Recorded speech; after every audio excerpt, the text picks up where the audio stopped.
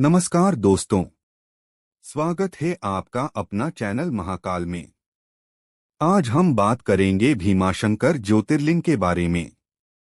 भीमाशंकर ज्योतिर्लिंग क्या है? भीमाशंकर भगवान शिव के 12 पवित्र ज्योतिर्लिंगों में से एक है, जो महाराष्ट्र के पुणे जिले में सह्याद्री पहाड़ियों में पुणे शहर से लगभग 110 किलोमीटर दूर स्थित है। इसकी खासियत क्या है? यह एकमात्र ज्योतिर्लिंग है जो वन्यजीव अभयारण्य के भीतर स्थित है और प्राचीन जंगलों और पवित्र भीमा नदी के उद्गम स्थल से घिरा हुआ है। भीमाशंकर नाम दो शब्दों से मिलकर बना है, भीमा राक्षस या नदी और शंकर भगवान शिव। यह मंदिर समुद्र तल से 1034 मीटर की ऊंचाई पर स्थित है, जिससे यहाँ का वातावरण स्वाभाविक रूप से शक्तिशाली और आध्यात्मिक हो जाता है। ज्योतिर्लिंग प्रकाश के स्तंभ का प्रतीक है, जहां भगवान शिव अपने शुद्धतम रूप में प्रकट होते हैं। शिव पुराण के अनुसार यहीं पर भगवान शिव ने अपने उग्र रूप में प्रकट होकर राक्षस भीम का वध किया था और उस युद्ध के पसीने से भीम नदी का निर्माण हुआ, जिससे यह स्थान शाश्वत रूप से पवित्र हो गया। भीमाशंकर ज्योतिर्लिंग की कहानी और इतिहास। भीमाशंकर के पीछे की सबसे शक्तिशाली कहानी कुंभकर्ण, रावण के भाई के पुत्र राक्षस भीम से शुरू होती है। रावण की मृत्यु के बाद जन्मे भीम अपने पिता और मामा के भगवान राम विष्णु के अवतार द्वारा वध की कहानियां सुनते हुए बड़े हुए। प्रतिशोध की भावना से उत्प्रोत भीम ने भगवान ब्रह्मा को प्रसन्न करने के लिए कठोर तपस्या की। ब्रह्मा के प्रकट होने पर भीम ने अमरता और अपार शक्ति का वरदान मांगा। असाधारण शक्ति से संपन्न भीम ने तीनों लोकों में आतंक मचाना शुरू कर दिया, विशेषकर शिव भक्तों और ऋषियों को सताना शुरू कर दिया। हताश देवताओं और ऋषियों ने रक्षा के लिए भगवान शिव से प्रार्थना की। उनकी प्रार्थना सुनकर महादेव पृथ्वी से प्रकाश के एक प्रज्वलित स्तंभ के रूप में प्रकट हुए और भीम के साथ भयंकर युद्ध किया। भीषण युद्ध के बाद शिव ने राक्षस को पराजित किया और स्वयं को भीमशंकर ज्योतिर्लिंग के रूप में स्थापित किया।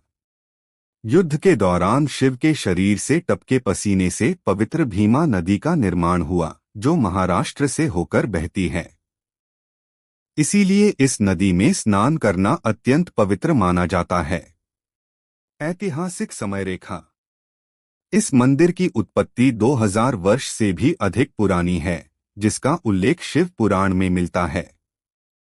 वर्तमान मंदिर संरचना का निर्माण 13वीं शताब्दी में पेशवा काल के दौरान नाना फडणवीस द्वारा करवाया गया था।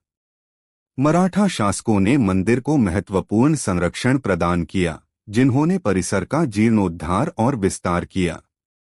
1985 में आसपास के क्षेत्र को भीमाशंकर वन्यजीव अभयारण्य घोषित किया गया, जो लुप्तप्राय भारतीय विशाल गिलहरी का निवास स्थान है।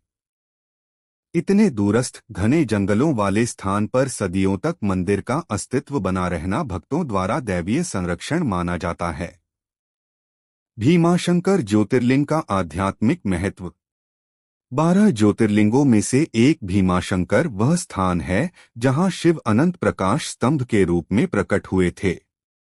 यहाँ का ज्योतिर्लिंग प्राकृतिक रूप से निर्मित है और भक्तों का मानना है कि यह स्वयंभू है, न कि मनुष्यों द्वारा स्थापित किया गया है। भक्तों का मानना है शत्रुओं से सुरक्षा। चूंकि शिव ने यहाँ एक राक्षस को हराया था, इसलिए भक्तों को शत्रुओं और नकारात्मक शक्तियों से सुरक्षा मिलती है।